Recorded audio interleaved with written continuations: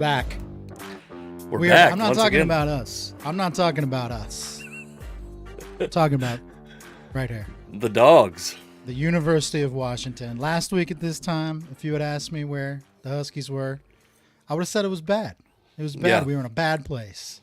But today, much better. The stars have aligned. So and, it was not long after last week's podcast that the athletic director Troy Dannen, is that right? Troy Dannen, yes. He parted ways with the Huskies to go to Nebraska.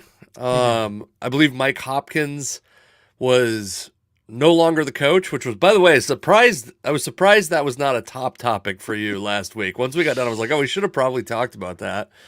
So the Huskies were without a basketball coach and an athletic director simultaneously. Does anyone else know of another school who's currently in that situation? It's not us. It's not us anymore. What a great day for the Huskies. Now, there was a part of me that wanted them to hire Kyle Smith to be their basketball coach. I actually think he's a really good coach. Sure. And I just thought it'd be hilarious if Washington hired the Wazoo basketball coach. But they didn't do that. They chose to go a different direction, and that's fine. However, they did go out and hire Pat Chun, the athletic director at Washington State University.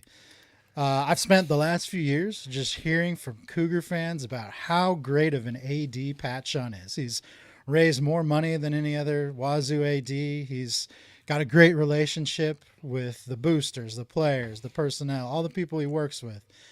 And everyone said he was awesome. And now he's coming to Washington. So that gets me fired up. You guys have this is the problem. Cougars have spent the last few years gassing Huskies up about how great their AD is. So naturally, what's Washington going to do when they need an AD? They're going to go out and get the guy that they've been told is the best this entire time.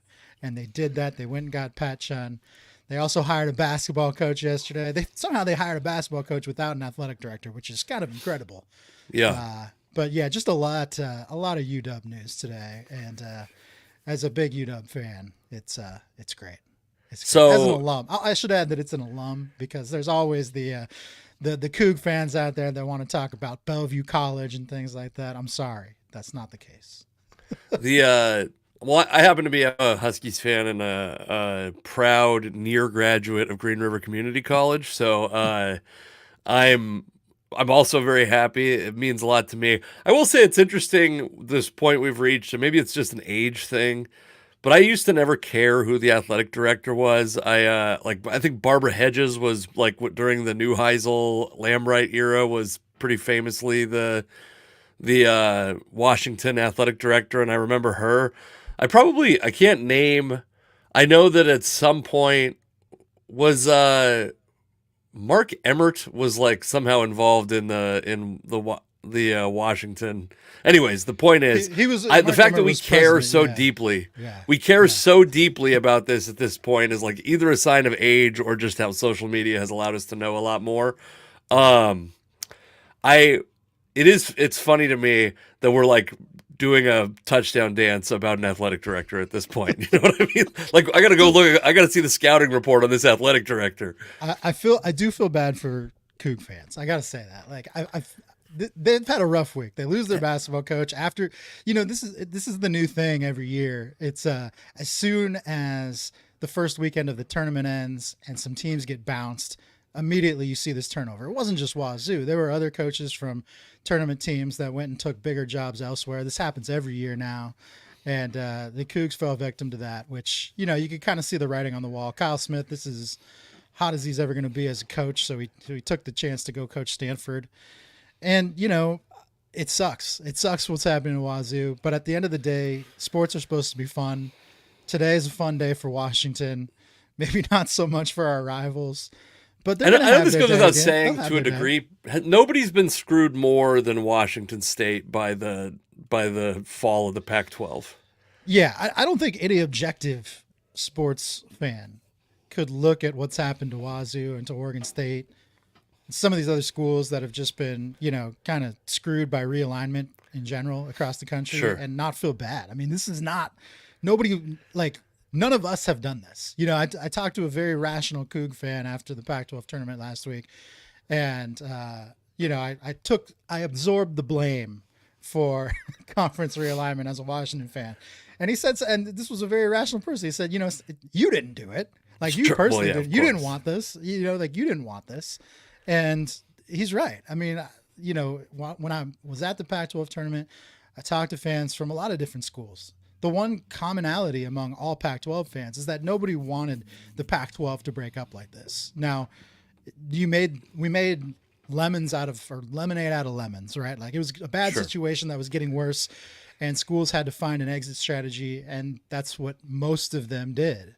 Washington State and Oregon State unfortunately didn't do that, and now, I give them a lot of credit for trying to hold the Pac-12 together, because I think all of us hope that it reunites at some point. But man, they're in a tough situation, man. I do feel really bad for them, and they don't want my sympathy, especially not dressed like this. But just know. Did you change for this podcast? That's of course I changed for this. Hell yeah, that's great. I should have done the same. But I will say, like, I think you and I both. I'm sad to see the Pac-12 go. I think there was something cool about the Pac-12. I am really happy as a Washington fan that they didn't get left holding the bag like Oregon State and Washington State. And I don't know if there was ever going to be a scenario in the modern landscape of college football where those two programs didn't get left holding the bag, where they could have become part of a now Power Four conference or whatever. But it's unfortunate, and it's like I'm glad that the Apple Cup is going to stick around for a while. I think it's going to be a tough decade for Washington State Cougars fans, though. Yeah, it's not going to be good. It's I mean, there are financial realities for a lot of schools. Like UW Athletics is not in a great financial place, honestly. Like Kalen DeBoer getting hired away and having that big buyout kind of bailed the Huskies out a little bit. It allowed them to fire their basketball coach and hire a new one.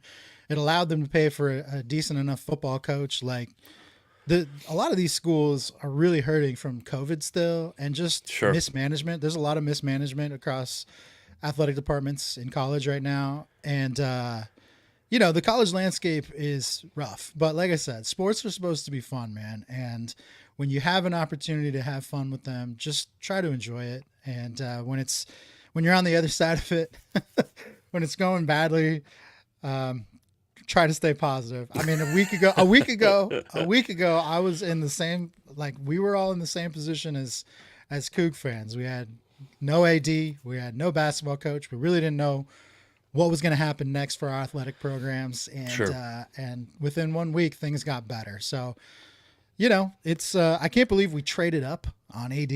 So, I mean, Troy Dannen becomes the rebound girl. I mean, that was our one night stand, I guess, was Troy Dannen, as we moved on to a better relationship with a more coveted AD.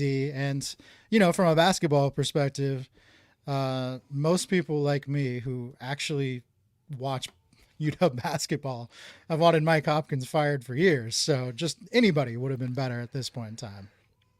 Yeah. By the way, one thing we have not talked about on the podcast for a while. Right now, my wife is home with my daughter. My daughter is sick, and you probably can't hear it on the microphone, but I can hear like faint. There's a part of like my ovaries are going nuts right now as I hear my daughter crying in the background. So I want to talk about these specific things. So Anna says, "Go Dogs." Tyler says, "WSU fans policing our fan base, or like policing our fan base," which is fun because I do think there's like a fair amount on both sides of fans who of most college programs. By the way, if you're a college program that depends exclusively on alums being your fan base, you're gonna not be a very successful program, right?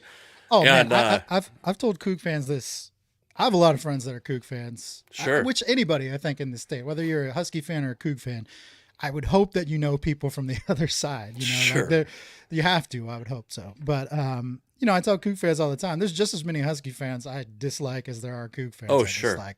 And the same, and vice versa. I mean, so yeah. I mean, it's just that's what a rivalry is. It's supposed to be like this. It's not supposed to be like acrimonious necessarily. Also, I became a fan of this program long before I knew they would never accept me into their school. Like, what I'm supposed to change just because you make this decision as a child, and then, oh yeah, I was supposed to know I was going to get bad grades and not get into UW. Oh, sorry, I didn't think about that while I was a child. Yeah, I don't get the people that can just change on a dime like that. Yeah. I mean, I understand it to some degree. Like if you do go to Wazoo and you grew up a UW fan, totally Sure. understand why you would change that allegiance. You know, that makes a lot of sense. But Sure. even like with pro teams, when people are like, you know, I'm done with being a Mariners fan and now I'm whatever team fan, and I'm like, how does this happen? How do you just change that overnight? That's crazy to me. But Yeah, I do can what see you gotta do. if you have another, and there's like one listener that I'm thinking of who I know for sure has made this change, but he was a fan of the Diamondbacks for a while, and the Mariners have pissed him off to the point that he's claims to no longer be a Mariners fan. I'm sure that he's one playoff appearance away from pulling all the Mariners stuff out of the closet. He didn't burn it, I'll say that, but yeah, when people just decide, I will say, like, I tried to become a Nets fan at one point. I could never become a Trailblazers fan. It was too ingrained to me. But yeah, I was trying to find an NBA team for a while, and now I'm just pretty much set on I gotta wait till the Sonics come back to have a team to root for. And then one other thing, our pal Matt Mikolas. It's just Green River College now. They dropped the community, so it's super legit now. I believe he is a proud alum of the 4-year program there, by the way. And I when I went there was only limited 4-year programs. It was community back then, and I'm proud of it. I'm proud to be a junior college dropout. You know, It feels like because Bellevue Community College did this too. sure. It seems like that's the move now. It's like community has become a taboo word. It's like Sure. ever since the sitcom Community came out, people are like, we got to like distance We gotta get ourselves rid of from this. that. So they just Yeah. all dropped the community. It's like it's the same thing, man. You're still I the think same. well, it used to be a lot more like they would call them junior colleges, and then the terminology changed to community. I think at some point, and Right. yeah, I'm whatever. I'm not self conscious about it at all. My life is fine without having a 4-year degree, but I get how Matt Mikolas maybe needs to really feel a little more bougie with his. Also, by the way, I was walking around a college campus a couple. I guess now it's like a year ago, and I remember going like, "Oh, they would never build a college like this anymore." They're all like, I went to Green River's Kent satellite campus, and it's all like steel siding and a strip mall. Like it's exactly what they basically have taken the same trajectory as comedy clubs. Comedy used to be in like these big ornate theaters, and now it's in strip malls with nachos and light beer that you're trying to sell, and college campuses are going the same direction. You got to streamline, man. Save money where you can. I get Is it. this so now Mark Harris is saying that I think he's saying that Cougars fans are now mad at Patrick Chun because he could not get the Cougars into a Power 4 conference? I mean, they had an opportunity. I think, man, yeah, it's tough. I mean, I don't want to say that like no conference wanted Wazoo or Oregon State because I don't think that's the case. I just think sometimes it just doesn't make sense. You know, maybe the money Yeah. isn't there. They're not offering you enough to make it worthwhile. And the reality of like all this conference realignment is that teams are going to have to pay an exorbitant amount of money just to travel their sports teams. I mean, that's been kind of like the jab that Wazoo or Oregon State fans take it at Oregon and Washington is that you're just going to be spending a lot of money to travel. And it's like, yeah, that's a reality, but I think that's just a reality of the college landscape now. You know, taking these cross country trips, we got to like stop pretending that a student athlete is truly like student first and then an athlete, because in the NIL era, that's just not the case at all. It's Yeah. becoming almost more of a professional environment. So, you know, we're holding on to kind of like this self-righteousness about what college sports should be. And that's just not what it is. And while that can suck, while that does suck for a lot of fans, or especially if you're a purist of what the college game was, it is the reality. And you have to do what you got to do to continue making money and to stay alive. Yeah. And that's what most of these schools have done. And unfortunately for Wazoo and Oregon State, they're just being left behind a little bit. I truly, truly hope that they can hold the Pac-12 together, because I do think there will be a correction. You know, a few years of teams spending all this money to travel, of these super conferences that really result in no benefit for like, what kind of benefit are you going to get out of this if you're getting the same number of teams into the college football playoff? If you're, you know, if the tournament is not, the NCAA tournament isn't really like having benefits to the 10th or 11th team in one of these power conferences, then why wouldn't you go back to more geographic, smaller conferences? So I hope Sure. the Pac-12 can stay together. I hope they make it work. But man, it just seems like an uphill battle for these guys right now. Yeah. So I made you go on record via text last week while I was driving to I was working away from home, and I made you go on record what you thought was going to happen. And my memory is that I think you said you thought Will Conroy was maybe going to end up with the job, but didn't deserve it. I suggested Brandon Roy as a candidate, but they end up with Danny Sprinkle, which is just, I got to tell you, one of the craziest names. It's like it feels like a name where you'd be like, there's no way a coach is named Danny Sprinkle. Relax when you're writing a script. You know what I mean? It's too on the nose. Yeah, or off the nose in this case, I think. Okay, yes, I had to go back and check these texts because I was like, I'm pretty sure I mentioned Danny Sprinkle because he's been you did. the guy that's been rumored for a while. Before you give your soliloquy on this, I had a theory in my mind, and I think that it's for maybe we got to the same conclusion for different reasons, which is they've had this issue with Mike Hopkins where they couldn't cut ties with Mike Hopkins because of this buyout that he had. And then obviously the Kalen DeBoer situation happens. And then you're heading into this period where you have a half share in the Big Ten. And I was thinking, well, maybe they can ride out the rest of the 2020s with a guy, Will Conroy, who, as a person with essentially no head coaching experience, you could probably hire for relatively inexpensive. Maybe you come out of that with the coach of the future. Maybe what you come out with it is not a deficit in your athletic program. But that's not what ends up happening. Do you think that is Danny Sprinkle? I didn't see the contract terms. Is this any discount compared to Mike Hopkins? Yeah, it's like a 6-year, I want to say $26 million deal for Sprinkle. And it's like, $3 to $4 million a year. And I did have to wear this hat. We Ben Coog, Alex, you just had to wear that hat, didn't you? Yes, I did. Of course. It's a great day. It's a celebration. Then he asked, did Chun hire though. Sprinkle? I think the answer to that's no, right? We pretty much know that no, he did not. Look, I'm not above. If somebody sent me like a Wazoo hat, I'd probably wear it once or twice. Like I'm not opposed. You would wear a Wazoo hat? Yes, I would. Yes, I'm not. Like to me, I think we've learned we got to get a PO box for this man, and let's test this theory. I'm more of an objective sports fan than I am like a team hater. I'm just here to have fun, and if that includes I find the Cougs to be very entertaining. A lot like just interacting with people on Twitter. Coug fans are usually more fun and engaging than Husky fans. That's just the reality. Yeah. But anyway, I think that's kind of like comedy audiences. By the way, I always say like conservative comedy audiences are they're way better at laughing at themselves than like hyper liberal comedy audiences. And I feel that way about like predominantly black audiences too. They're like way more fun than white liberal audiences. And I get it. I went to undergrad for 6 years at UW. About halfway through Van that, Wilder. Yeah, about 3 years into that, I was like, I probably should have gone to Wazoo. Because I think what we need to do up at UW. Here, do you know Ben Coog personally, Alex? I do. Yes. Okay, so you're willing. Ben Coog, send him a hat, and if not, I think what we should do is set Alex up an Amazon store so that nobody gets his home address. We don't want to get the home address. I understand that, but we got to send him a bunch of Cougs gear. Even though I'm a Huskies fan, I want to put to test this theory that he will.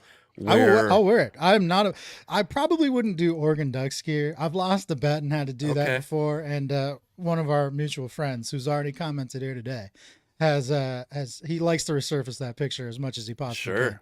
But with the Cougs, man, it's not as bad, and it doesn't really bother me that much. So I do remember when my dad when I was a kid would be like, I kind of root for both teams now at this point. Like as long as the Cougars aren't playing the Huskies, I'm pretty much rooting for them. And I was like, that's the most insane thing I've ever heard of.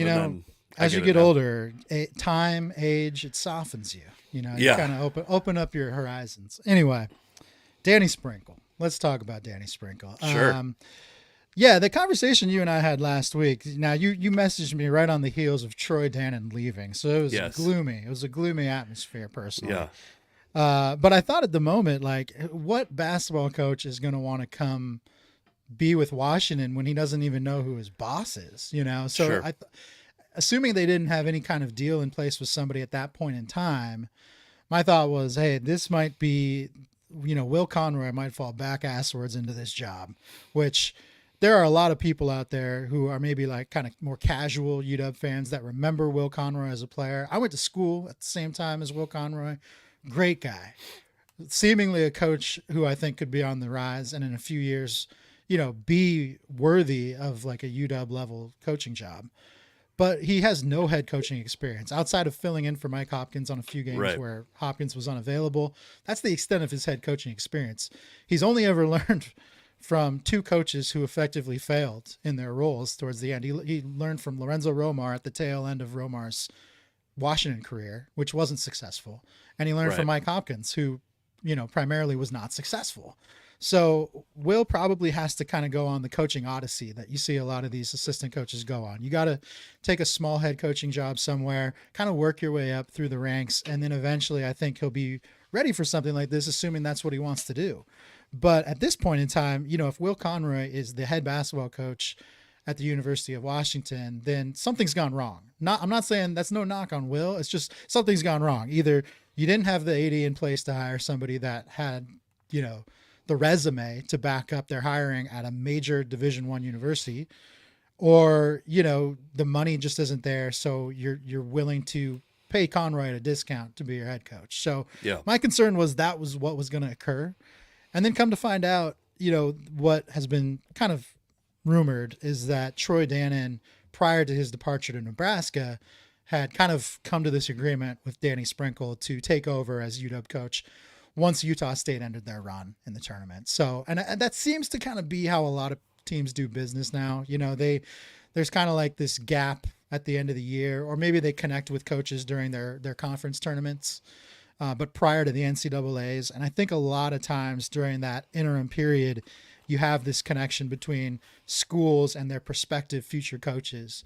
And it seems like that's maybe where UW reached out to Sprinkle and kind of made that connection. Sprinkle's been a very good coach in a short amount of time. He had a very successful year at Utah State. They won the regular season Mountain West title.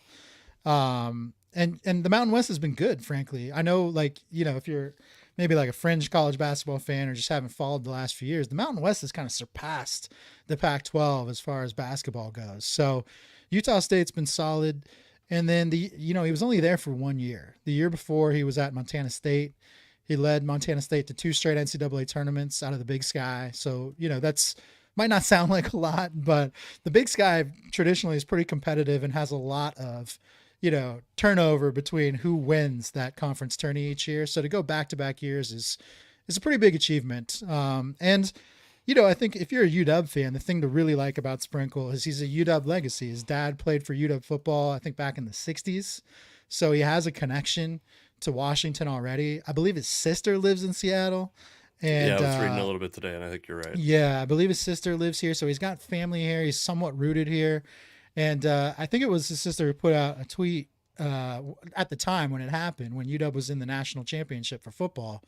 But he and his dad were together watching the game. Obviously, they're UW football fans. So this is clearly somebody who you would at least think on the surface has some desire to be at Washington long term. Sure. And has proven already everywhere he's been that he's a good basketball coach. And so for me, I'm just like, Mike Hopkins was barely coaching this team. His trademark was defense. They were shitty on defense. They had no semblance of an offense. There's just no offense being run whatsoever. It was just like watching 5 guys play pickup at all times. So just the fact that we're bringing in a coach that can run some sets, has a game plan, and has a winning pedigree, that's just going to be a nice change for any Washington basketball fan. And hopefully next year we're actually talking about Washington basketball because they're not shitty anymore, because we never get to talk about it. And that's like my preferred sport. So sure, today's great. It's great for me. Well, you do have some control over the topic list. We can always try to shoehorn it in when it, even if it's not the most relevant thing in the world. But I don't want to do that. No one wants to hear about Moses Woods shooting a bunch of shitty threes. I mean, no one wants that. Yeah, I will say it's a real indictment of that program, how much talent has come out of the Seattle area in the last couple decades. And obviously you have the number 1 seed team and a couple teams that made some pretty short runs, but not a lot to show for the NBA talent that's come out of this region. And hopefully you have him on track, but I think, like the early returns on Mike Hopkins, people were optimistic. There was obviously through the Romar stretch, there were some very good teams and some teams. I mean, Will Conroy being one of the guys that was on one of those iconic Huskies teams in the 2000s that yeah, I'll be curious to see. Hopefully they found the guy that'll stick around. I cared about UW basketball towards the end of the Romar era and through obviously like I mean it was hard not to care about those. They've made it very easy to forget them in recent years because not only and tell me if I'm wrong Yeah. about this, but like even when they've recruited well, they've underachieved with the recruits that they've had on the roster. Yeah, I mean, Mike Hopkins, to his credit, did a pretty good job recruiting early on. He got some big 5-star recruits here. He had Sure. Jaden McDaniels, who's still in the NBA, and Isaiah Stewart, who's still in the NBA, having pretty good careers. He had them on Yeah. the same team, and they couldn't win with them. I mean, the excuse was that he had a complicated system that took most of a year to install. So when you would get, Sure. guys who were only here for a season, they're starting to click by the end of the year, but they hadn't won enough games up to that point to justify getting a shot at the NCAA tournament. I mean, the reality is, if you're a winning program, people are going to be interested. We just saw this happen with Washington State. I would joke with Coug fans that I probably know more about your basketball team than you do because none of you have been watching until this season, right? Like there weren't a lot of Coug fans watching games until their tournament run this year. And I totally get why you would be absentee fans when your program is losing. And it's the same thing with Washington now. Like I don't blame anybody for not wanting to watch this team play. It's bad basketball. It's not very engaging. And at the end of the day, they're not winning. So all of Yeah. those things kind of combine to create a very negative, toxic atmosphere. And so, just like with Wazoo, you saw what they could do under Kyle Smith this past season. They were really fun to watch. I watched them play in person a few times and they were exciting. They played a good brand of basketball. Even though he's gone from their program, hopefully they'll be able to rebound and build back off that. I mean, we've said it enough, but we feel bad for them, obviously. Sure. But now UW has something to look forward to. It's been a while since they've been relevant. Hopkins did make one tournament, but that was 2019. I mean, that's 5 years ago now. It's out of sight, out of mind, and all but forgotten. And 5 years is a long time to go without being relevant whatsoever. And so it's just nice to know that there's at least some optimism with this program now, with a new coach coming in, and hopefully. Whether he's performed well with maybe less heralded talent at the places he's been, Sure. you always think when you're coming to a major D1 school that now you have resources to be able to just supplement the coaching ability with great talent around you. So hopefully that happens here. But we'll see, man. I'm looking forward to whatever happens next. I mean, just getting out from under the cloud that was the Mike Hopkins regime and how bad it had become in the past few years, that in and of itself made you feel good about things. But now actually knowing who that person is who will be leading this program to the next step is very important too. One last thing on this. There's two parts of this that I was thinking about while you said it. I know Mike Hopkins is like a 2-3 zone guy, a Boeheim disciple, and so Yeah. I think one, if Yeah. I think in the modern college sports landscape with NIL, and I know NIL is like we can't stop talking about NIL, but Yeah. you can't have a 2 year a system that takes a year to install because you might not get these guys for 2 years, and it doesn't even matter now. It used to be you didn't get guys who were 5-star recruits who would come in and make a difference because they were hyper athletic. You used to not get those guys for 2 years, but now you might not get anyone for 2 years because the transfer portal is so readily available and there's no Yeah. waiting period and there's playing time available all over the country. Is that, do you think, like one of the downfalls of of Mike Hopkins? And similarly, like does that give Huskies fans reason for optimism as soon as next season because the NIL you can transform a roster like in one offseason basically? Yeah, I mean, and that was the NIL landscape in some ways really benefited Mike Hopkins. The last few off seasons, people would go from being very disappointed at the end of the year when the Huskies missed out on the NCAA tournament to seemingly overnight feeling good about the state of next year's program because he would go out and recruit, fourth or fifth year guys Sure. from big programs elsewhere that could come here and conceivably help turn things around quickly. And really, I think on the last couple of years, he's actually done that okay. They weren't good enough to get to the tournament, but some of the guys that he brought in were like good enough players that you could just kind of plug and play and forget about it. The problem he had was that he just really didn't have any kind of game plan when it came to coaching. He abandoned his 2-3 zone last year, which was really his calling card as a coach. The 2-3 zone system that Syracuse runs is antiquated. It doesn't even work for Syracuse. Like, they're not performing well. They're not on the up right now. So a lot of these kind of like gimmicky systems that maybe worked 10, 15, 20 years ago, they're kind of on the way out. Like you said, I think the NIL landscape, the fact that there is so much turnover now, you have to play a style of basketball that's simple, easy to understand, and yet, still is effective. And, for college basketball fans that want to see what that looks like, all you got to do is go watch the NCAA tournament right now. I mean, this past weekend, the first round of games, you have so many teams that just, there are like sophisticated offenses that are still simple in their nature, just a lot of back cuts, a lot of screening, a lot of motion without having to dribble the ball all over the place. And, the Huskies never really had that through Mike Hopkins. It was just looked like me first basketball. When they were at their best, it's because they had a star that could just make a bucket at will. But the actual game plan around that guy was never that great. And, I think it is interesting because when you watch games now, especially with a lot of these tournament teams, it's almost rarer to hear about a player who's been with his school for 2 or 3 or even 4 years.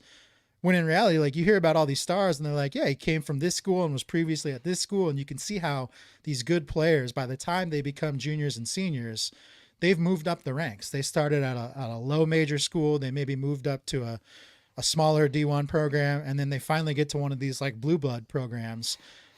I don't know exactly where Washington fits into all of that. I know everyone says, oh, they're going to be a power program because they're in the Big Ten. But I think the reality of Washington is they're certainly not a blue blood. We know that. And, whether they are kind of one of those teams that's a mid power conference team or, if they can work their way up to kind of the top of that food chain, that would be very important. But, with basketball especially, it's such a unique landscape because obviously Gonzaga is traditionally considered a mid-major, but they are kind of a blue blood when it comes to basketball now. Yeah. They're pulling guys from everywhere. So, that's going to be the challenge for the new coaching staff at Washington, to be able to go get some of those guys that you would otherwise see depart for Gonzaga or go to some of those bigger conference schools or perennial tournament teams. We'll just kind of see how it goes, but I'm looking forward to it, man. There's so much to look forward to now as a Husky fan that even just 1 week ago, you just didn't have that positivity. Sure. Yeah. Okay, so we should talk about the biggest story in sports that's going on right now because, wait, hold on. They could be that blue blood if you kept the in-state talent in-state. This has always been the challenge, though, right? Like, there's been so much talent in the state, and basketball's such it's, I don't know, there's just a lot of movement in basketball. Guys play from all over the place. And, you're not going to, when you have talent that's being recruited by Duke in the, early 2000s, it's going to be hard to keep those guys. You're like the one that always hurt, I think, the most was Marvin Williams to me, which he ended up going to North Carolina, right? But he was like my teammate when we were 10 years old. Oh, wow. We had similar trajectories. I didn't make the league, as you know, but similar style of play. Now he's a really good dude. He was like, we played 1 year together. He was a really nice kid, and but that's a good example of somebody who went out of state in the peak of the Romar era. 2000, 2004, 2005 ish, when they were actually landing a lot of that in-state talent. He didn't end up sticking around.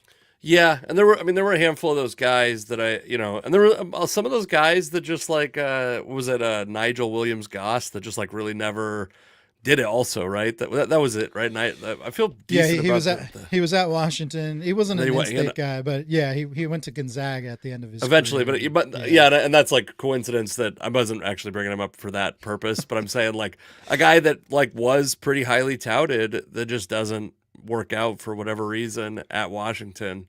I would say like Washington's problem for a number of years they do recruit. I feel like they recruit Seattle pretty well. Like this little Sure, bubble, they kind of have this little bubble around Seattle. And I don't know if that's because, Will Conroy is kind of the common link between the Romar era and the Hopkins era. And now, to me, it almost seems like he just comes with the team now. I assume, I assume Sprinkle will probably find a position on staff for this guy because he has another recruit, a 4-star recruit, Zoom Diallo, who's one of the bigger in-state recruits who's committed to Washington right now. My thinking is that he was always committed to Will Conroy more than Mike Hopkins. So it would make sense for a guy like Danny Sprinkle to find a position on staff for Conroy if he has a big recruit that's coming with him. But they've always sure. kind of recruited this Seattle area well. Zoom Diallo is actually a dude from Tacoma, which is nice to see because a lot of the guys that have escaped and gone to different, gone out of state, gone to different programs have been out of the Tacoma area. Yeah. And Well, let's so talk much about one of those talent. guys. There's actually one of those guys. This wasn't going to be the story that we went to next, but there's one of those guys made an unlikely return to the NBA. Isaiah Thomas made his return to the Phoenix Suns. Another guy in that category, I guess, would be like Abdul Ghadi, who did play obviously at Washington. Who are some Tacoma guys that got away? Uh, Avery Bradley went Okay, to where did he go? Texas, I guess. But he was kind of like he was a backcourt teammate of Gaddy in high school. sure, Going way back, like Michael Dickerson, guys like that. There's been other guys. They're kind of like smaller names now. I mean, sure, I think a lot of the smaller names. I mean, um, yeah, they haven't done a great job recruiting other parts of the state for whatever reason, outside of Seattle. And that's kind of always been weird to me. I don't know if they just don't have that connection with a lot of the coaches in these other parts of the state or what it sure. is. But, if they really the point is, it's a very valid point that whoever commented made. There is a lot of in-state talent. I mean, you could just take guys from in the state and create a pretty impressive basketball team. I mean, there was, every year when the tournament starts, some local publication will print up a list of all the guys who have local ties that are in the tournament. And there's always more than you think. It's a lot of guys you've never heard of, but they've made their way. There's a guy at St. Mary's. I know they just got bounced out of the tournament, but there's their center. There's a guy named Mitchell Saxon who's from Seattle. And, that's a guy, he's playing for a team that was ranked in the top 25 pretty much all year, and he's a starter for them. Like, that's a guy that there's no excuse why Washington can't go get a guy like that. And, just to kind of miss out on so many of these players it's not ideal. It's Yeah, certainly not ideal. And that's going to be something, again, that this new coaching regime will have to work on. It probably helps that this guy has local ties. For Mike Hopkins, he's an East Coast guy. He really had no inroads in Washington State when he came here. His two best recruits he sure. ever had, well, one was from, I guess, Federal Way and Jaden McDaniels, but the other was Isaiah Stewart. That was his most heralded recruit. And he's out of New York, and it's only because Mike Hopkins knew him forever and ever and ever, dating back to his Syracuse days. So Sure. gotta put the fence around your state if you're gonna succeed. Sure.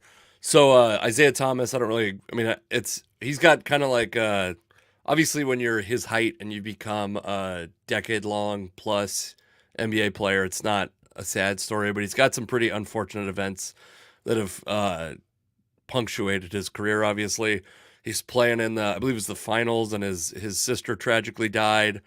Um, and then the following year, he thought he was going to get a big extension. He ends up having like a serious, I think, hip injury. And that kind Yeah, of hip derailed his injury. career from there, and it derailed his career earnings. I looked it up, and he made $34 million. He's made $34 million in his career, so it's not like he's going to the poorhouse necessarily. But I mean, we were talking about a guy who might be getting 160, $200 million to a guy who is, obviously has made more than you and I have made, but is like, Speak for it's yourself. significantly different. Dude, I know. Listen, I know what Seattle Sportsnet paid back in the day. I know what those. You Yeah. started asking for donations to other places you were making so much money, if I recall. But I just want to tell a couple. It's funny you bring up the Tacoma guys because Isaiah Thomas is from Tacoma, and there's a place in Tacoma. I saw. They had remember that Bring Back Our Sonics group, which maybe is still around. Yeah. They had a night at Cheney Stadium many years ago at a Rainiers game. Sonics guy, rest in peace, throughout the first pitch. That's why I was there because I was friends with Sonics guy. Isaiah Thomas was there, like signing autographs and stuff. And I think he was either like had re-signed with Sacramento, or he was playing for Sacramento at the time, and I said to him, like, hey man, I hope that you're playing in Seattle next year, because it was like the year that and I actually, my preference has always been an expansion team, not pulling a team out of another market. But he was like, I think probably stoned if I was guessing, and goes, "Me too, dude, me too." And I was like, "Oh, that's like if I had gotten this on camera, this could be a controversy in Sacramento." But also, Isaiah Thomas is from Tacoma. There's a restaurant in Tacoma called the Fish House. It's like 19th and Martin Luther King, I think, I know. in Hilltop. Yeah, And I if know you go in exactly what there, it is. Yeah. well, if you go in there, first off, some just absolutely incredible food. They also they have the Nation of Islam newspaper in there, which if you're familiar, makes it a somewhat unfriendly place for a guy like me, who normally I have a lot of fans when I walk into a restaurant. They look at me as like a guy who's going to generate them some revenue. Not in this place, not as big of a fan of me in this place, but the walls are just covered in Isaiah Thomas stuff, which is pretty cool to see a place just like, and I don't know, I assume that they have some tie to him, like, either like, maybe a relative of his owns it or works there, or just like from the community. But really cool to see in that place how much they've embraced Isaiah Thomas. He's an easy dude to root for, right? Nate Robinson was another one of these guys that's like, feels like Seattle basketball of the 2000s, just like this underdog, shat upon dude who never was supposed to be in the NBA. A guy who's 5'9", and by the way, Nate Robinson was like a truly incredible athlete, won multiple dunk contests. Isaiah Thomas was not that guy. And Yeah, became Isaiah was more. Yeah, I would say Isaiah was more of like a complete basketball player in a way. Sure. That's no knock on Nate. It was just, I think the game, just maybe the eras that they played in, they were only kind of like they crossed paths, I'm sure, but when Nate first got started, the idea of a 5'9" shooting guard was ludicrous. So Yeah. they were trying to force a square peg into a round hole with his game, make him a point guard. Where Isaiah, I'll be honest, like when Isaiah was at Washington, I was pretty hard on him because he was kind of following the same path that Nate was, which was a 5'9" shooting guard. And Lorenzo Romar, to his credit, at the end of, I think it might have just been Isaiah's last year at Washington, but he forced him into a point guard role. And I think it was mostly out of necessity. I don't think it was like, it could have been totally altruistic. I want to help you get to the next level. And I think the way to do that is by making you a point guard. But I think it was more out of like, we don't have a point guard, so we need to make you one. Yeah. And he forced him into the point guard role. And that really kind of like turned his whole game around. He had a really good season. He ends up going to the NBA and succeeding there for the most part, and still hanging around now. He's like 35 years old. The fact that he's getting 10-day contracts still is kind of remarkable with everything he's been through and where he's been, and the fact that he even wants to hang on. But just being able to kind of adapt to the game and learn that position. And then after he gets into the league, the league kind of becoming more friendly, I think, towards his style of play and Nate Robinson's style of play. By then it was kind of too late for Nate, but for Isaiah, it allowed him to kind of be more of like an Allen Iverson type, where you're kind of like a point guard, but you're a point guard in name, but more of a score first point guard in some ways. Sure. That position has always been kind of frowned upon. Even with Allen Iverson, it wasn't like super well accepted. It's just, he was the whole team. So what else were they going to do? Yeah. But coaches they want a real point guard. They don't necessarily want to score first, but it's kind of become a little bit more acceptable in recent years. And that's given him a chance to thrive. You're right though, man. He's really become a lot more than I think what anybody thought he was. He was the last pick in the draft. Yeah. When he left early to become the last pick in the draft, everyone thought he was nuts for doing that. And then he really turned it into a great career. And more than that, I think when you think about, just obviously we're Tacoma guys, and he's meant a lot to the community, man. I go to the gym I go to in downtown Tacoma. I'll see him there, like coaching his own kids. Like he's got a couple kids. He'll just bring them in there and like kind of shoot around with them and like teach them little fundamentals while other people are just playing in this gym. So he doesn't mind being, with the people, in some ways. Yeah. And that's saying something. I mean, some guys go off into the NBA and become elitists, and that hasn't been him at all. So, credit to him, man. He's a good dude. Yeah, he also has been part of I have a theory, which by the way, my theory of how to pick college basketball teams has But I'm just We haven't dominating even talked our about this brackets right yet. now. Yeah, I'm dominating our bracket right now. I'm in the lead, commanding lead at this point. Obviously, it pretty much all hinges on did I pick the champion or not, because there's a lot of people clumped up near the top. But anyway, I have this theory about basketball players that in basketball, it's an underappreciated thing to be left-handed. And there's a bunch of left-handed dudes, because you grow up your whole life playing basketball, almost everybody's right-handed, almost everybody goes right, and a guy who's left-handed just can create space for a shot, and a guy that's Isaiah Thomas's size needs space for a shot. But there's other guys that have fit this, and the one that comes to mind, I'm sure there's others, but Morris Peterson was a guy who got drafted like late in the first round and had like a pretty decent run with Toronto. That I remember, he was kind of another guy that I thought about being one of these guys that's like a left-handed ball handling, shooting, a guy that can shoot. And there's a bunch of guys like that in the NBA who have outperformed their draft pick who are left-handed. I have this. That's a long-running theory that I have. That's maybe only interesting to me.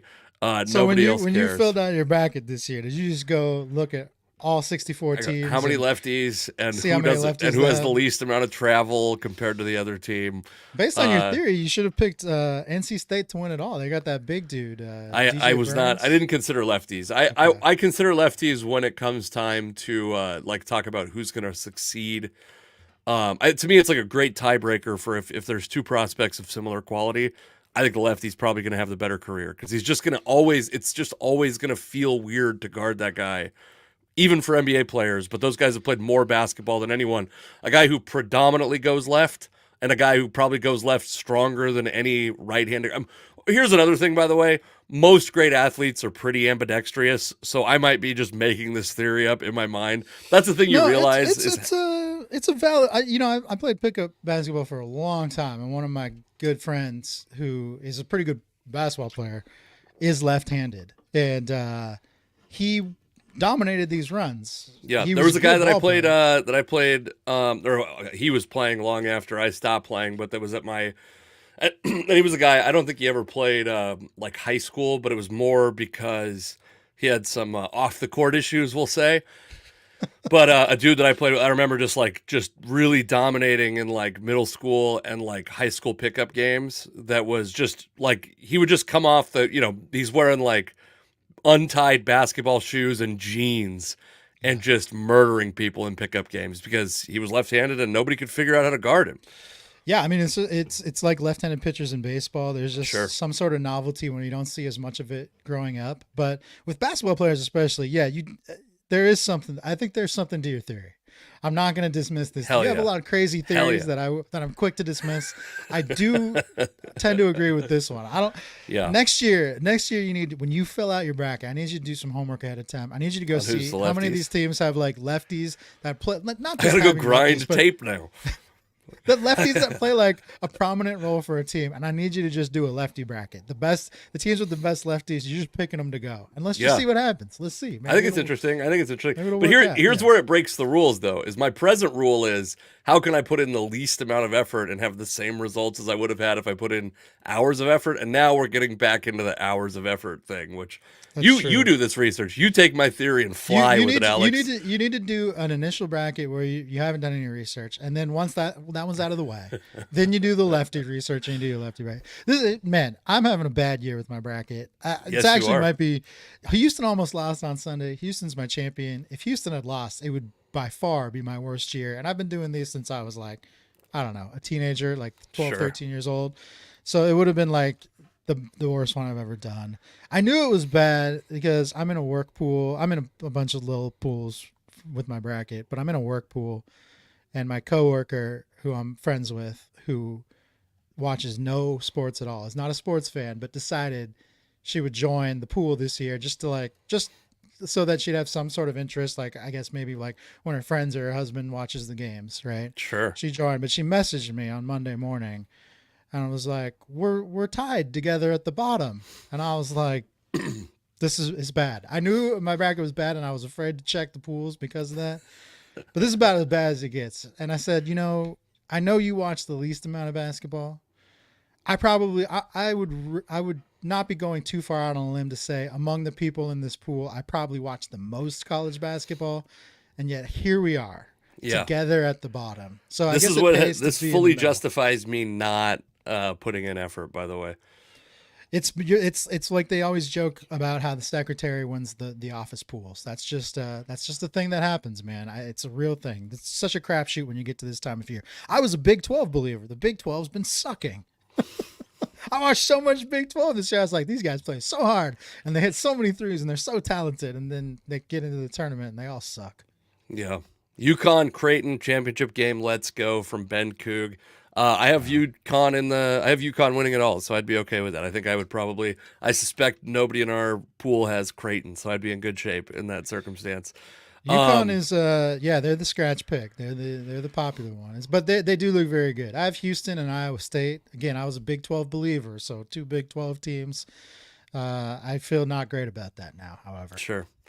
Okay, so the biggest story in all of sports this week has been it's not even a sports story, which makes it very fun.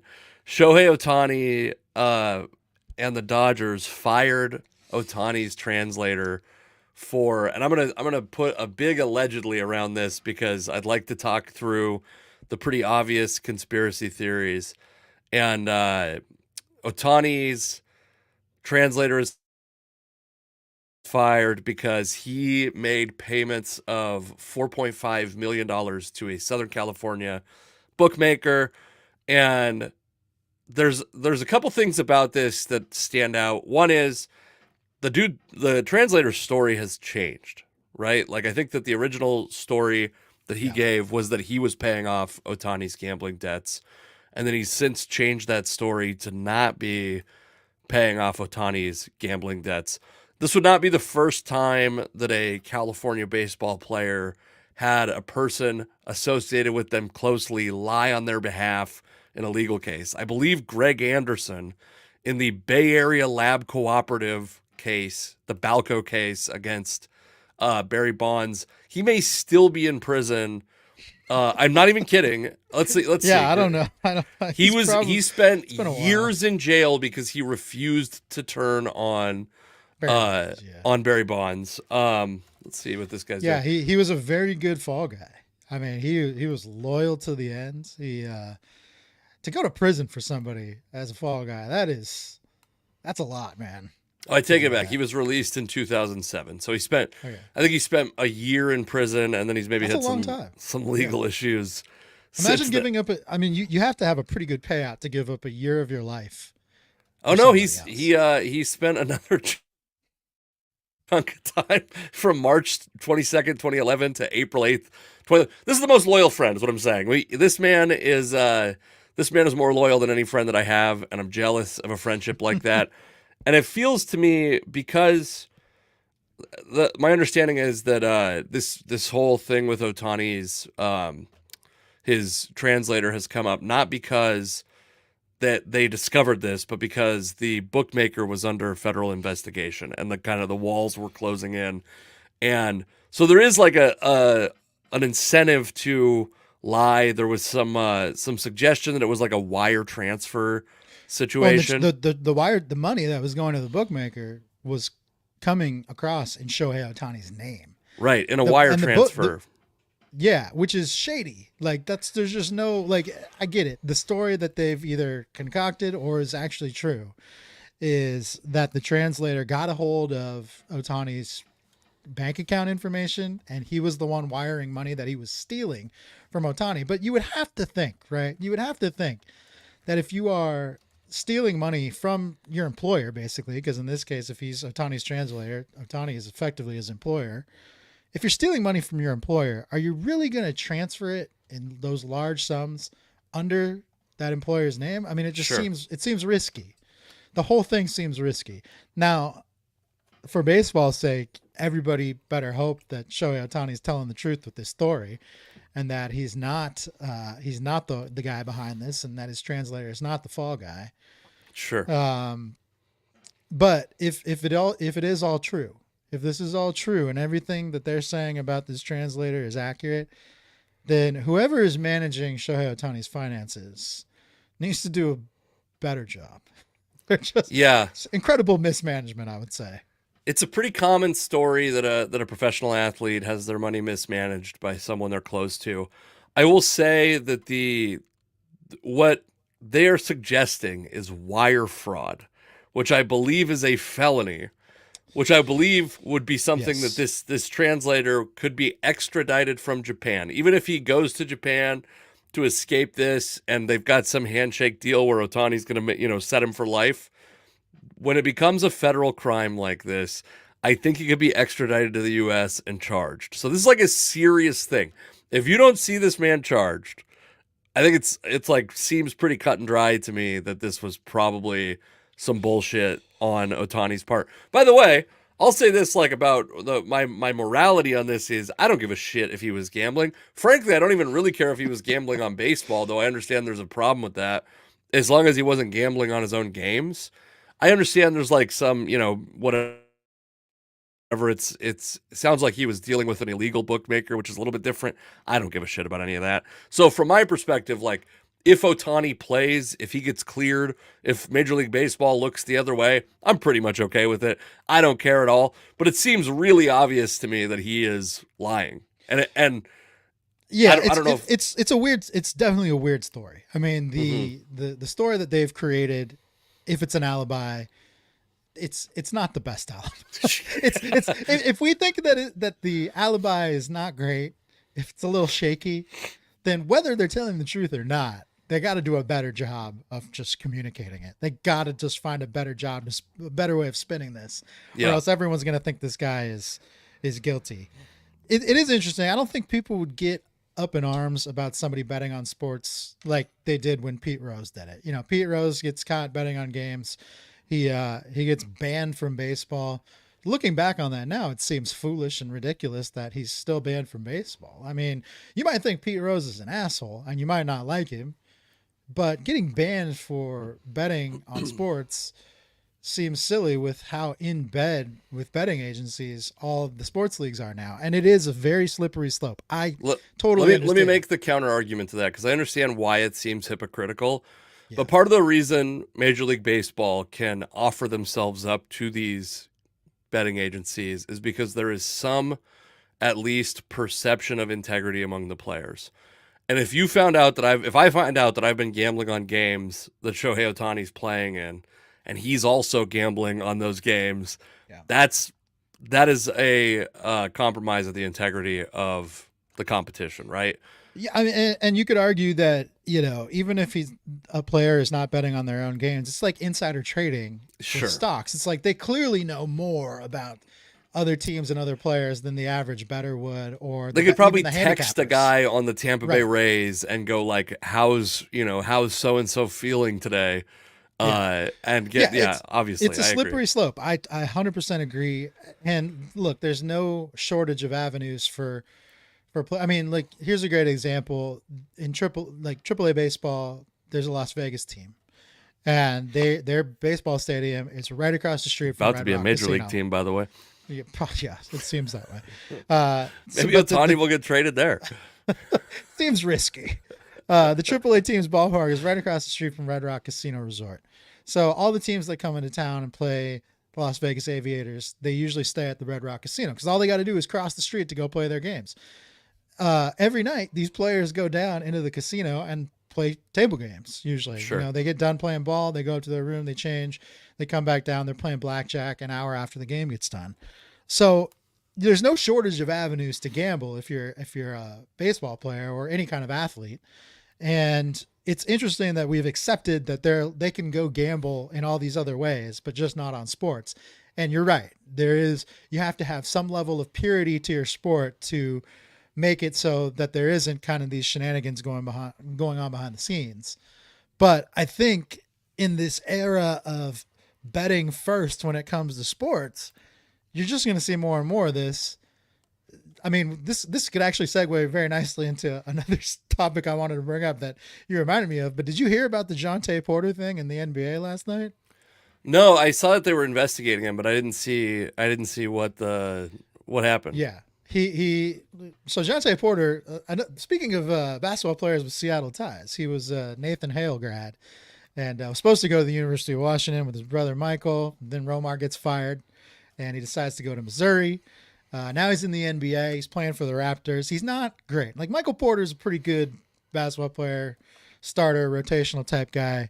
Jonte is more of like a 10-day contract type guy, kind of just hanging on. Probably hasn't made a ton of money in the NBA.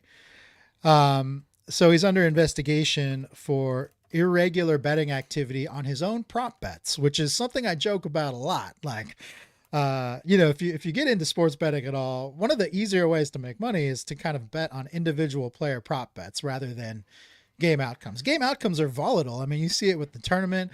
The lesser team can sometimes win. Thank you for the Coug hat. Yeah, Ben Coug, thank you. You're going to send Alex. Let's not stop at just one hat, by the way. Let's inundate this man. Let's fill his home with Coug stuff. You can see all my hats behind me. I don't need. Oh shit! You know what I can do? I think I can make a store. I have your address now because I because I Amazoned you the headphones you're wearing right now. I can make an Amazon store, make the shipping address your house. Let's make this guy wear so much Coug shit. And by the way, I'm a Huskies fan. Let's inundate Alex with Washington State Cougar stuff, please. Not dad hats, please. You can see I prefer more traditional flat bill. Anyway, that's fine. I'd be less. It wouldn't be about the Coug hat if it was a dad hat. It'd just be like, I don't like the way it looks on my head. So I also want to say this thing about you saying an easy way to make money is prop bets on players. This podcast is not responsible for any bad decisions or any bad advice that Alex is giving you right now, because I will tell you, Alex is dead wrong on this being an easy way to make money. It's not an easy way to make money. It's an easier way to make money than betting. It's an easier thing to understand in every way than I mean, the it other. could be it can be as simple as do you think this guy's going to hit one or more 3-pointers in a game? Right? Yeah. You can bet money on that. Now, a lot of times, if it's a guy that just sits out on the perimeter and all he does is shoot threes, you're like, yeah, I'm going to bet on that. Seems like a pretty surefire bet. So there's a lot of these gambling agencies now. They do a lot of these individual player props to almost kind of like sucker you in.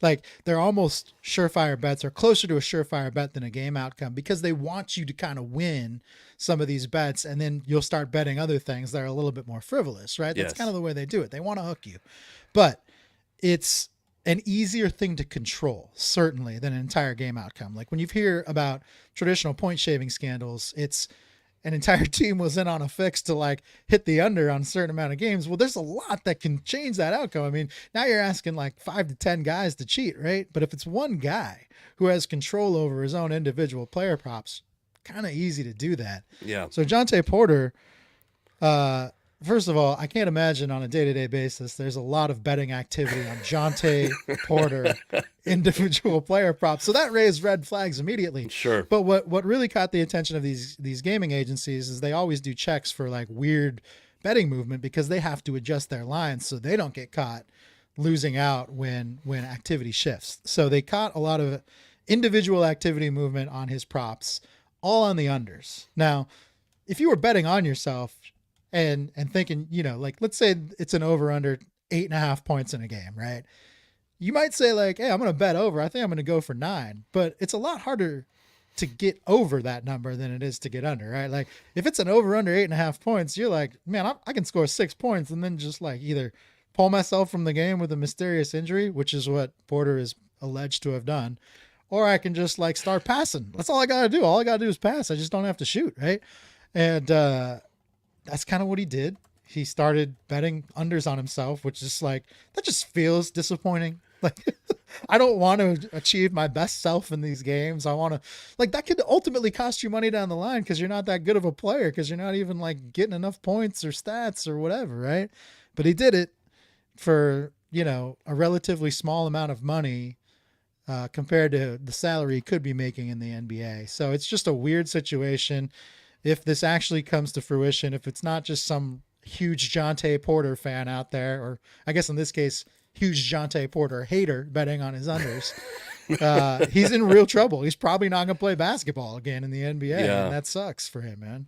So Jonte Porter has made, and I don't know what his contract is this year. I'll get to it in a moment, but he played 19, 20, 21 and 22, and obviously that's 3 seasons the way the NBA does their seasons. He played those 3 years with the Memphis Grizzlies, but only saw action in 2021. In 2020-2021. They got to find a better way to.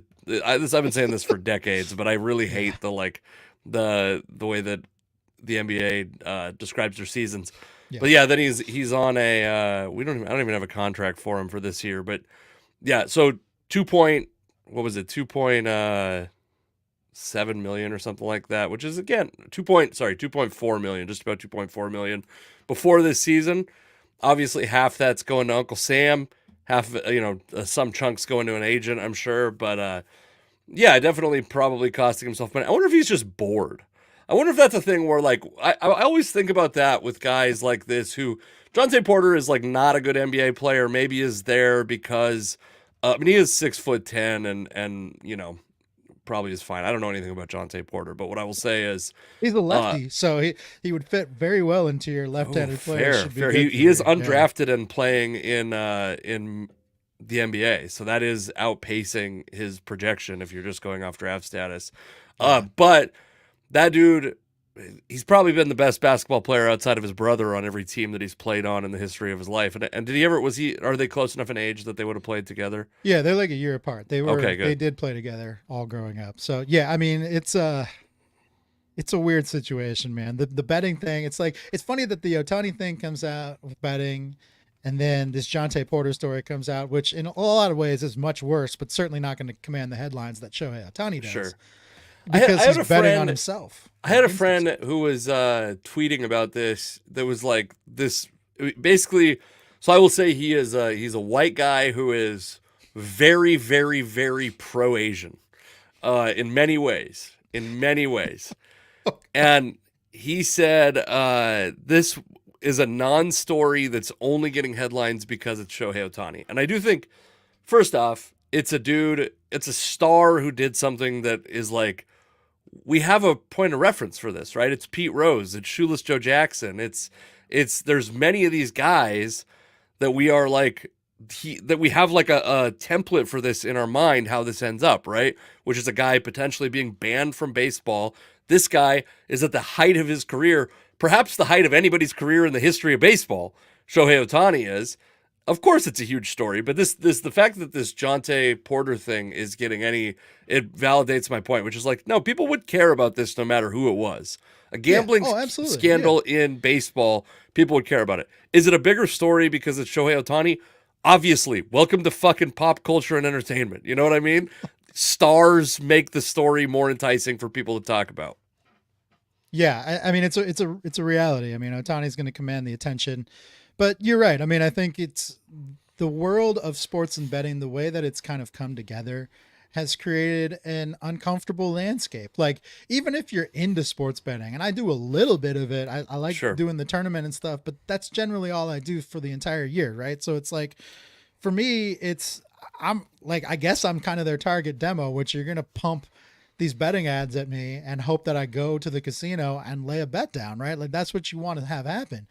But at the end of the day, objectively, you look at it and you're like, this is uncomfortable because you're in one hand, you're asking people to bet on your sport. And in another, you're saying betting on this sport, if you are affiliated with it in any way, in any capacity, and it's not just the players, if you are like a front office personnel and you bet on baseball and you're in baseball, you can get in just as much trouble too. Risking your career for betting when your own league is promoting betting so hard seems silly. Like, that it shouldn't be the way that the world works. And yet it is, and it's what it's become. And that's dangerous. It's really dangerous for sports as a whole. Even if you like it, even if you like sports, even if you like gambling, you have to recognize that there is a precedent being set here that, and so I guess in many ways it's just unprecedented. There is no precedent being set. We're entering a new frontier where they will have to set some precedents. And if this Ohtani thing gets kind of like swept under the rug, or MLB gets behind this alibi that he had, this very shaky fairy tale that he's concocted, it'll just be interesting to see. Is it going to be like, are the Jonte Porters of the world going to have to pay for sports and betting coming together, and the Ohtanis get off because they're bigger stars? Is that what we're going to do here? because that sucks if that's the case. Yeah, this is a Jonte Porter is. I know they don't play the same sport, but it's a little bit reminiscent of when Alex Sanchez got the first steroid suspension in Yeah. baseball, like a slap hitting Deep leadoff cut. hitter. Yeah. Yeah. Do you? I guess how you feel about this Ohtani thing probably is reflective of, or is a mirror image of, I would guess.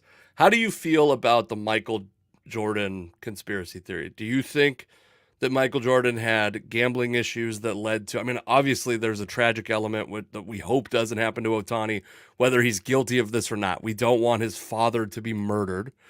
But do you find, because I know I will occasionally float a conspiracy theory that you find insane.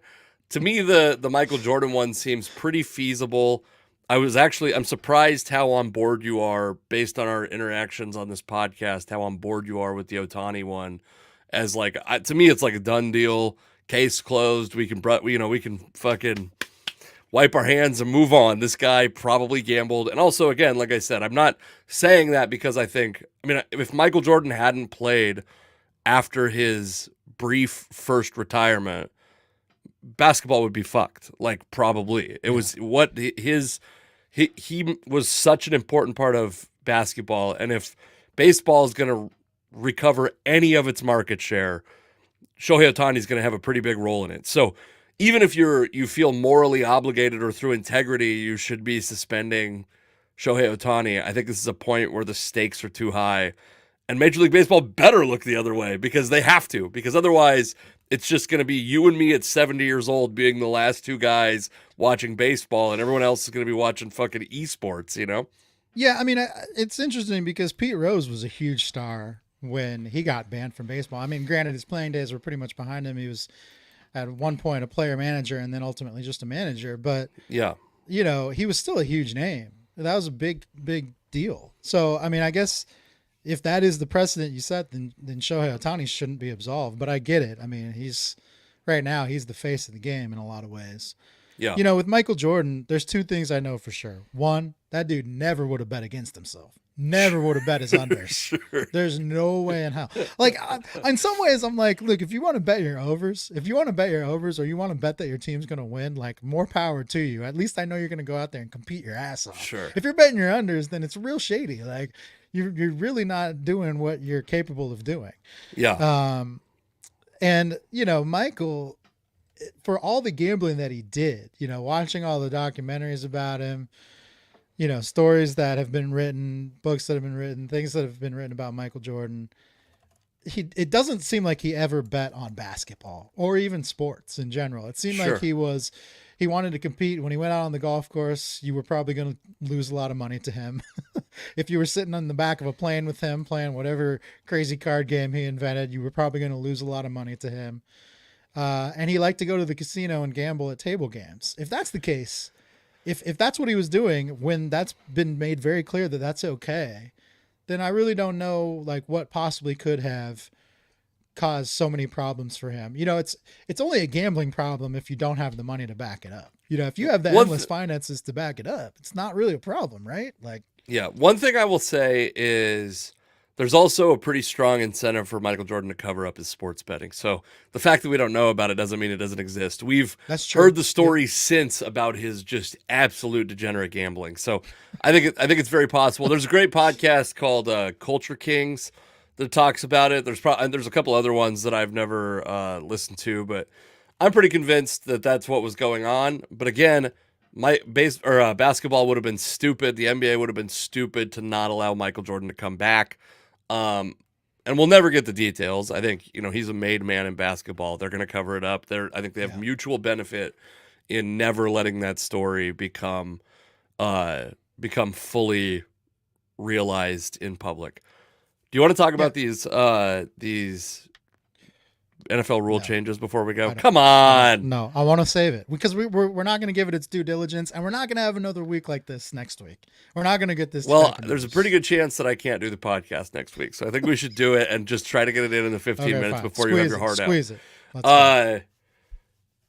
So there's 4 major rule changes. There's a prohibition of the swivel hip drop tackle, which I didn't even know was a thing.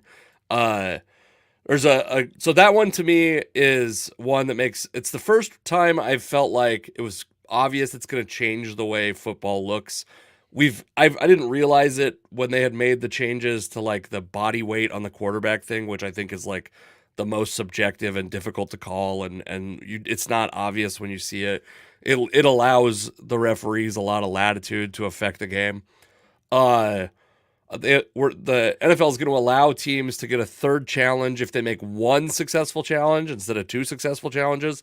To me, that's like a no-brainer. The more challenges, like the more calls that can be gotten right, the better, right? Like we just want the calls to be right. So I understand it's annoying to go through the challenge process, whatever. This one is like this one means very little to me, I guess. So if there is a double foul during I'm reading this like directly from an article. If there is a double foul during a down in which there is a change or changes of possession, including if one of the fouls is a post-possession foul by a team during a scrimmage kick, the team last gaining possession will keep the ball after enforcement for its foul, provided it did not foul before last gaining possession. So this is like it's saying like offsetting penalties. If there's a turnover and then there's offsetting penalties, we're not going to replay the play over. Whoever got the ball gets to keep the ball. Which so it'd be like it would be like if you pick off a ball, there's a holding call, and then on your return of the interception, there's an illegal block. Yeah. Right. Yeah. That's not fair. gonna. That seems fair. Yeah. Yeah. That makes sense to me, and it's like a very complicated way of just like what seems like the way things should be. But the big change that I'm curious, I actually haven't seen if there's outrage or not. There's a lot of outrage around the swivel hip drop tackle. I'd love to hear your opinion on it also. But the kickoffs are going to change to this kind of odd thing where the defense is going to be set forward and the kicking team is going to be set further forward. The receiving team is going to be set, I think it's 10 yards away from them. And then they can't move past these two lines until the returner catches the ball. And this is something that apparently occurred in the XFL in the most recent iteration of the XFL. And I watched a version of it. To me, the thing is, if you're gonna, there's a huge hypocrisy in this that I think is more pronounced than the in both the hip drop tackle and this, that is more pronounced than the gambling thing with Ohtani, which is that the players don't want the hip drop tackle thing. The players, I don't think, really like this kickoff rule thing. These are the people who are getting injured. These are the people who are you are theoretically making these rules on behalf of. What they don't want is an 18th game or to have to play after a short week or all this stuff that actually has a pretty big impact on player health. And then they're like, oh, we're going to do this weird, goofy thing because we want kickoff returns to still exist, but not as often and not as violent. We'll just get rid of kickoffs then. If it's so important, get rid of kickoffs, right? Well, yeah, I get what they're doing, and I've seen it play out in the XFL, and the stats that they cited are that there's more returns with this kickoff system because you don't have guys running at you full speed. They have to be paused before they can just start flying their bodies at you. Right? But wasn't one of the intentions of moving you move it up to the 35 to have there be less returns? Mission accomplished. Move on. Yeah, but I think in those late game situations where, a returner feels like I'm bringing this thing out no matter what because we need a spark. We need to get to midfield. And it's worth the risk, right? You're always going to have that potential for injury. I actually kind of having watched a few of the XFL games in the past, I actually kind of like the kickoff setup that they do. I think it's one of those things that until people actually see it play out, they might not have an appreciation for it. Reading about it on paper is going to be tough. So I'm okay with the kickoff one. I think the kickoff one is fine. Do what you got to do there. And usually they're quick to correct these rules if they just don't work out. I'll agree with you on that real quickly. Yeah. I'll agree on that because I hated it on paper. And then I went on Twitter and one of the first things I saw was like a video of one of these kickoffs. I was like, oh, this is like, it looks way less different from the only thing it really affects is onside kicks. Well, there's no surprise onside kicks, which how many of those are there in a year in the entire league? Like a couple.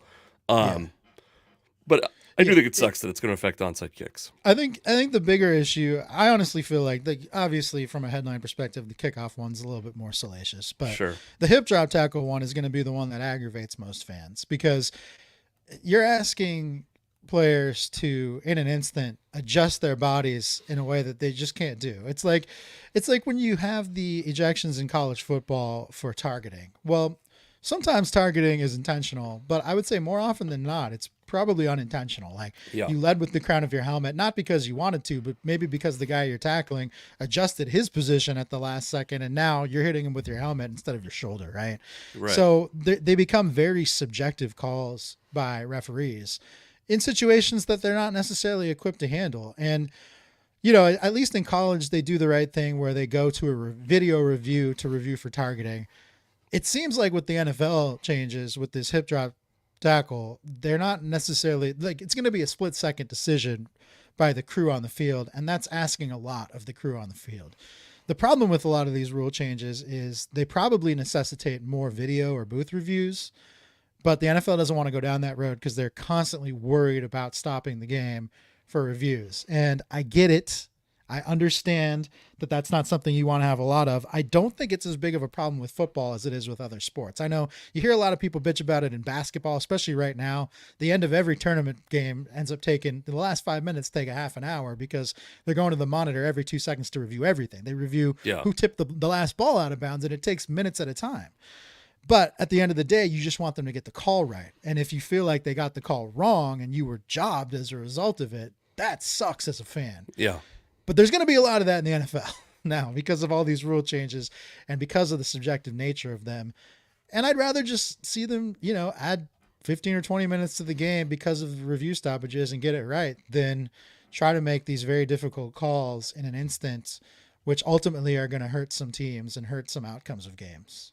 I've always thought since replay came about, and especially in the year that you could challenge pass interference, I think all personal fouls should be automatically reviewed upstairs. Like quick review, whatever, but when it's like it's a face mask and we find out, oh, it wasn't actually a face mask, it just looked that way because of whatever, or it's a pretty obvious face mask and it doesn't get called, I've always thought that should be like, and the other part of this is, because these are being removed for injury purposes and targeting was being removed and those kind of things were being removed for injury purposes, a lot of times when one of these plays happen, there actually is a pretty big delay anyway because a guy is down on the field, right?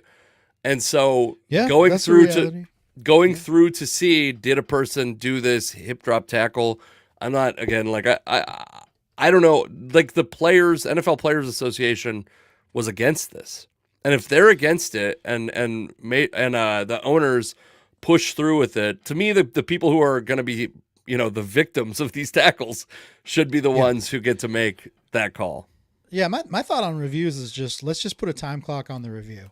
And, you know, because when you're watching at home, you can usually tell from like one angle, one camera angle very quickly what actually happened and if the call was correct. If we can tell that at home, then you can tell in under a minute as a official who's reviewing a play what occurred. And if you get to the end of that minute and you cannot determine what happened, then the call on the field stands. Like just put a time, just time bind these things. If you do that, then no one can really get upset. Like, hey, we got to the end of the minute. We could not determine what happened.